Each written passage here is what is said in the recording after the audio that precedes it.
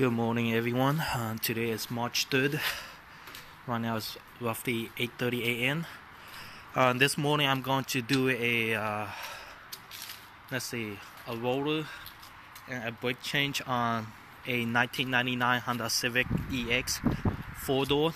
It should be same for most Civic, the early model in the 90s. They're all pretty much the same instruction order. So first of all, things that you need. Let's quickly talk about it. You need this is a 19 millimeter socket. This is to loose up your wheels. 19. You need a 17 millimeter socket. 17, and a 12 millimeter socket or wrench. This is 12. So whatever you need. So first thing, like every time when you work on cars, no matter what, at home, first thing, the safety is you have to be in a flat surface. Mine is kind of slanted, the driveway. Yeah, as you can see, it's kind of slanted, which is not quite safe, but you want it to be in a flat surface area. You know, have some kind of brakes or thing in the back of the tires so that when you jack up the car doesn't start rolling down backward. Yeah, that's first thing. Second thing is that since you'll be doing it at home and you don't have like a power tool or anything like that, you want to loose up the bolts first. So when the car is on the ground, you want to loose up the wheels, because when you jack the car up and when you're trying to loose it up, the tires start rotating unless you have someone sitting inside the car and hit the brake. But other than that, it'll keep spinning. So the best way is have the car on the ground, loose it up. What you want to do is turn maybe 80 degree or 180 degree. So you have the 19 millimeter, the one that I show you. Put it in the socket, turn it maybe 90 degree or halfway, just to loose up a little bit, but don't loose all the way up, because you don't want the tire to start falling out on you while the car's on the floor. So just loose up the bolt a little bit, and then loose up the other side as well, because I'll be doing both sides, the front side of the brake and rotor. Yeah, so loose it up, and then what you want is also you want a jack to jack both sides. You don't have to if you're only doing one side, and if you're gonna do it really quick, or if you're only changing the brake pad, then I guess you don't really need a jack stand. But it's for safety. I think before I talk about these kind of jack that you have right here, they are mainly just to jack up your car, but it's not meant to hold your car up the whole time. So that's what the jack stands for. Jack stands for to hold your car up. Okay, that's about it. So jacking point. Where to jack up the car? I jacked up somewhere along the frame. So let me see if I could do this. It's really wet right now. So as you can see, it's on the frame. If you see like a newspaper on it, the reason why is I didn't want to scratch the frame, so I put like newspaper between the jack and the frame. You know, metal to metal contact. So yeah, that's about it. And then where to put the jack stand? Right there. Do you see that piece of metal notch right here? Yep, that's where you put the jack stand. So after I jack up the car, I'm gonna stick at one of the jack stand on the thing. Yep. So yeah, I've been holding it off for a few days now because it's been raining, and this morning I was telling myself I had to do it because it's taking way too long. Okay, another thing you need, obviously, you need a brake pad. You know, you need brake pad, and then I rented this or loaned this from AutoZone. It's a brake caliper 2 set. It's how you compress the caliper. So you could put, I'll show you later. And then obviously you need the rotor, which I haven't opened. I got this, the cheapest one. I think it's like only 34 bucks each. So that's like roughly 70 bucks.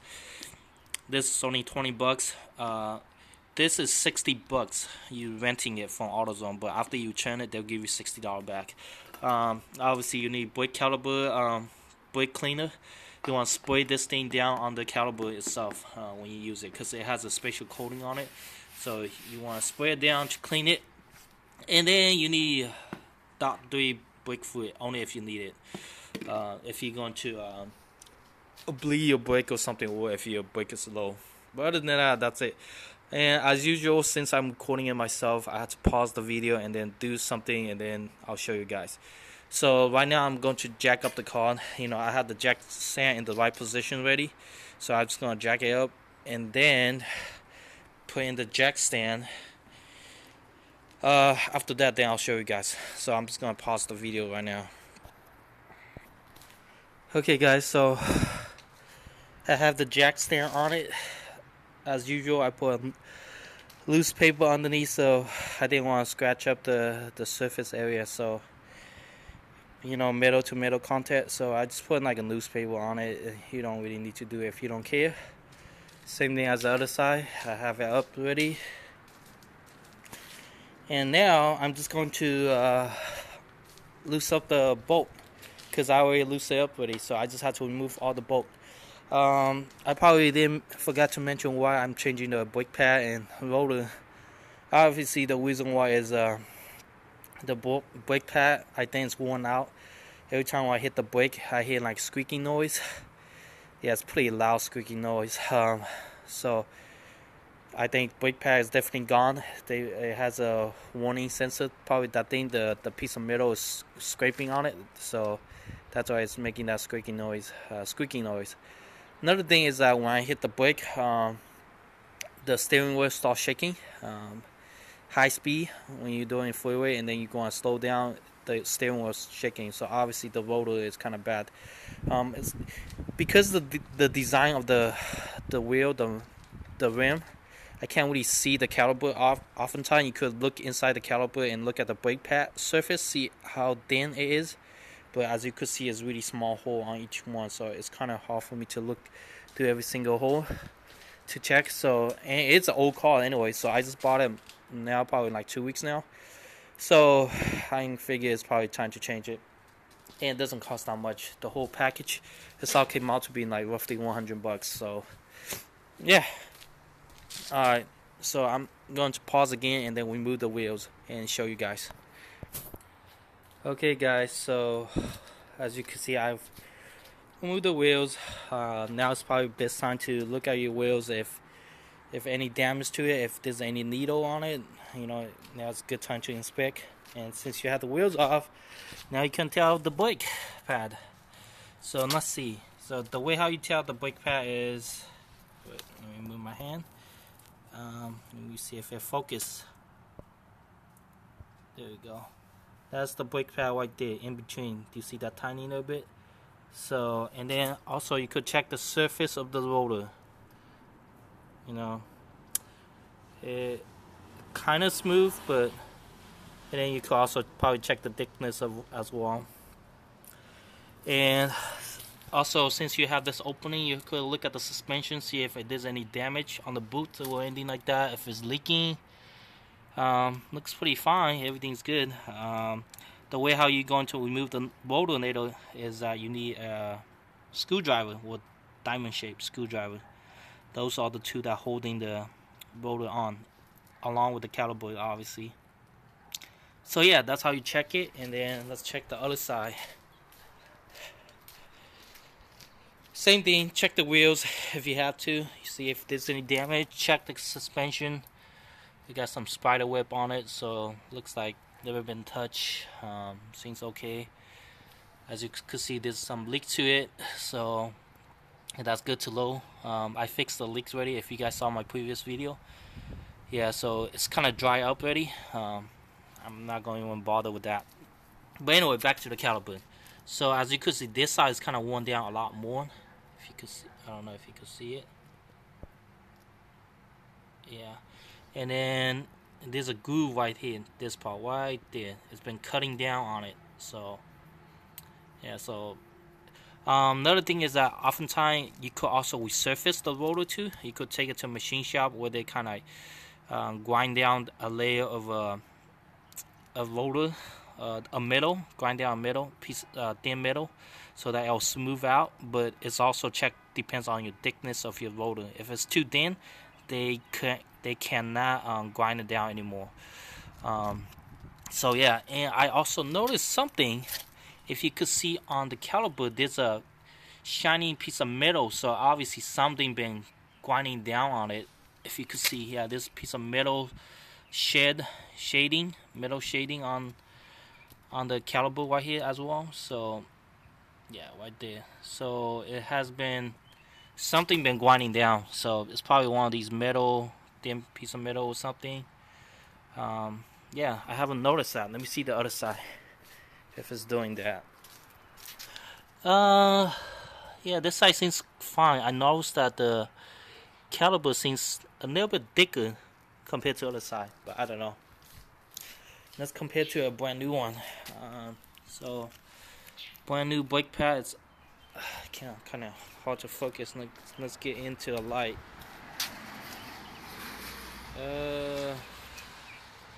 Yeah, it's a lot thicker if you look at it.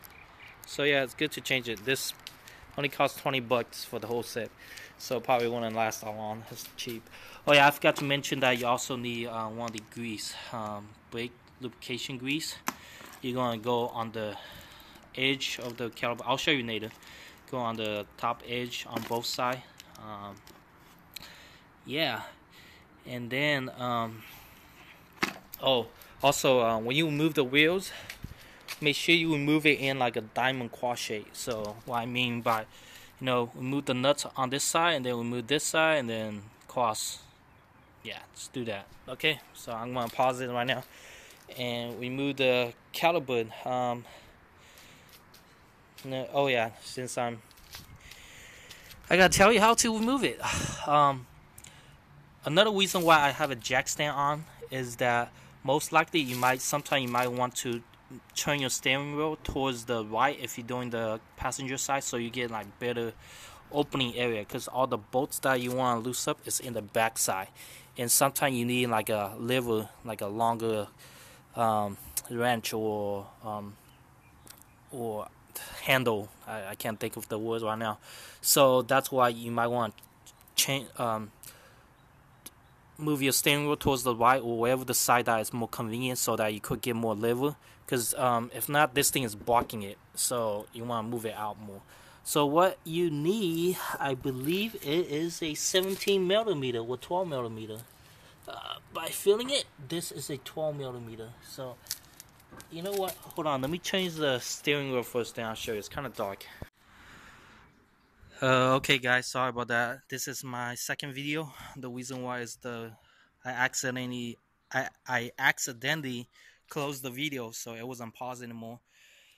So I guess this will be a part 2 on how to change the brake pad and rotor. So originally it was closed like this. I moved the steering wheel towards the right and I loosened up the bolt on the bottom right here. It's a 12 millimeter socket bolt right there. This is 12 millimeter. The reason why I moved the steering wheel towards the right, so I get more leverage other than getting hit blocked by this thing. So I use it, as you see, I use a 12 millimeter. It's not enough handle on it, so I use a sort of like extension. Put this on this side, so it'll make it longer, and then you get more lever. So I remove that, and then after you remove the bottom, just turn and open this up. Voila. And now what you need to remove is the bolt on the back. You could see the first one right there. Let me see if I can focus this. Yeah, it's kind of dark. But yeah, remove that, and this should be another one, top one. Then this whole bracket should come out. You could actually remove the caliper right now if you want to, but yeah, mainly the goal is to remove the rotor, because I want to change up the rotor.